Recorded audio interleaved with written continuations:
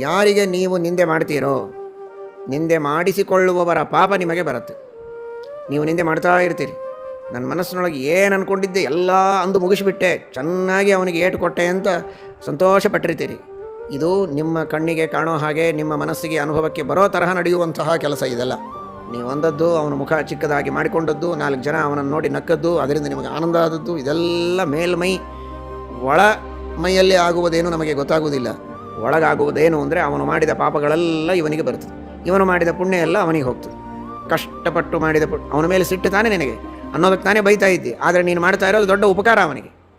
ನೀನು ಅವನನ್ನು ಏನೋ ತಪ್ಪು ಮಾಡಿದ ಶಿಷ್ಯನಿಗೆ ಮಕ್ಕಳಿಗೆ ಬೈಯೋದು ತಪ್ಪಲ್ಲ, ತಿದ್ದೋದಕ್ಕೆ. ರಾಗದ್ವೇಷಗಳಿಂದ ವಿನಾಕಾರಣವಾದ ದ್ವೇಷ, ವೈರ, ಅಸೂಯೆ, ಇನ್ನೊಬ್ಬರಿಗೆ ಪೀಡೆ ಕೊಡಬೇಕೆಂಬ ಇಚ್ಛೆಯಿಂದ ಏನು ಬೈತಾನೋ ಆ ಬೈಯೋದರಿಂದ ಅವನಿಗೆ ಪೀಡೆ ಅಂತ ಅನಿಸುತ್ತೆ. ಪೀಡೆ ಎಲ್ಲ ಅವನಿಗೆ ದೊಡ್ಡ ಲಾಭ, ನಿಮಗೆ ದೊಡ್ಡ ಹಾನಿ. ನಿಮ್ಮ ಪುಣ್ಯ ಎಲ್ಲ ಅವನಿಗೆ ಟ್ರಾನ್ಸ್ಫರ್ ಆಯಿತು, ಅವನ ಪಾಪ ಎಲ್ಲ ನಿಮಗೆ